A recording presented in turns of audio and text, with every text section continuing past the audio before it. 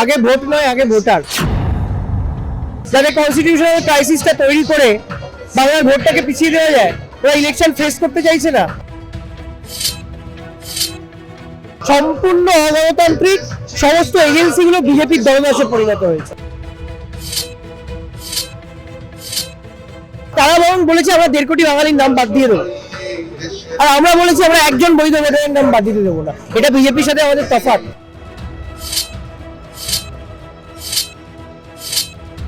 রাজ্য জুড়ে এসআইআর আবহাওয়া, তার মধ্যে এই দোরগোড়ায় বিধানসভা নির্বাচন। আর এই গোটা বিষয় নিয়ে আজকে কথা বলবো। আমাদের সঙ্গে রয়েছেন তৃণমূল কংগ্রেসের অন্যতম নেতৃত্ব, অন্যতম মুখপাত্র সুদীপ রাহা। দাদা, একদিকে রাজ্যে বিধানসভা নির্বাচন, আর এই আবহের মধ্যেই দেখছি মুখ্যমন্ত্রী ধর্নায়। কোন দিকে এই আন্দোলনের ইঙ্গিত যাচ্ছে? দেখুন, নির্বাচনটা তো আমাদের বড় কথা নয়। আমরা বলছি আগে ভোট নয়, আগে ভোটার, আগে মানুষের ভোটাধিকার। বাংলায় ভোটাধিকারের স্বার্থে লড়াই মমতা বন্দ্যোপাধ্যায় আজকে প্রথম নয়। মমতা বন্দ্যোপাধ্যায়ের রাজনীতির শুরু থেকে 21শে জুলাইয়ের আন্দোলনও যদি আপনারা দেখেন, সেটাও মানুষের ভোটাধিকারকে সামনে রেখেই আন্দোলন। ইলেকশনটা প্রেরোগেটিভ নয়, প্রেরোগেটিভ মানুষের ভোটাধিকার। রাস্তায় বারবার তৃণমূল কংগ্রেসকে পথ দেখিয়েছে। মমতা বন্দ্যোপাধ্যায় থাকবেন, আমাদের সর্বভারতীয় সাধারণ সম্পাদক অভিষেক বন্দ্যোপাধ্যায় থাকবেন, হাজার হাজার কর্মী সমর্থক কলকাতা থেকে, জেলা থেকে তারা আসছেন মমতা বন্দ্যোপাধ্যায়ের প্রতি সমর্থন, আস্থা এবং যাতে এই লড়াইকে সারা ভারতবর্ষ জুড়ে পৌঁছে দেওয়া যায় সেটার লক্ষ্যে রাস্তায় নিশ্চিতভাবে পথ দেখাবে। জ্ঞানেশ কুমার বাংলায় আসছেন, এসে বাংলার এই বিধানসভা পরিস্থিতি তিনি খতিয়ে দেখবেন, তারপরে নির্বাচনের নির্ঘণ্ট। তা 4 নভেম্বর থেকে এসআইআর শুরু, 116 দিন। তখন তিনি এসে দেখতে পারলেন না যে অভিযোগ তোমরা বারবার করেছে, এতজন আত্মহত্যা করলো। এখন বাংলায় 165 জনের বেশি মানুষ প্রাণ হারিয়েছেন।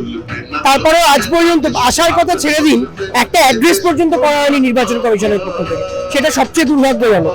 সবচেয়ে দুর্ভাগ্যজনক, বাংলার এতগুলো লোক প্রাণ হারালো, তাদের পরিবারের সঙ্গে কেউ একজনও কথা বলেনি। না ইউনিয়ন হোম মিনিস্টার কথা বলেছেন, না নির্বাচন কমিশনার, চিফ ইলেকশন কমিশনের কথা বলেছেন, না রাজ্যের ইলেকশন কমিশনের কথা বলেছেন, কেউ কথা বলেননি। অমানবিকতার চূড়ান্ত, বিজেপির দলদাসে পরিণত হয়েছে। এবং আমরা তো ভাবছি রাজ্যপালের পদত্যাগটা কেন? তাহলে কি বাংলায় পরিকল্পিতভাবে কনস্টিটিউশনাল ক্রাইসিস তৈরি করতে চাইছে বিজেপির সরকার? যাদের কনস্টিটিউশনাল ক্রাইসিসটা তৈরি করে বাংলার ভোটটাকে পিছিয়ে দেওয়া যায়, ওরা ইলেকশন ফেস করতে চাইছে না, রাষ্ট্রপতি শাসন করতে চাইছে। কি চাইছে? দেখুন, কোঅপারেটিভ ফেডারেলিজম বলে একটা ব্যাপার হয়, যে কোঅপারেটিভ ফেডারেলিজমে রাজ্যের মুখ্যমন্ত্রীর সঙ্গে এই বিষয়গুলো নিয়ে কেন্দ্রীয় সরকার আলোচনা করে, কেন্দ্র রাজ্য একসাথে চলে। ইউনিয়ন হোম মিনিস্টারের ইচ্ছে হলো উনি 5 মিনিটের মধ্যে ফোন করে মুখ্যমন্ত্রীকে জানিয়ে দিলেন যে আমি ওনাকে চেঞ্জ করে দিলাম। This is not unilateral federalism. এই ফেডারেলিজমের স্ট্রাকচারটাকে ধ্বংস করে দিয়েছে বিজেপি। সম্পূর্ণ অগণতান্ত্রিক সমস্ত এজেন্সিগুলো বিজেপির দলদাসে পরিণত হয়েছে। সেটা সবচেয়ে দুর্ভাগ্যজনক।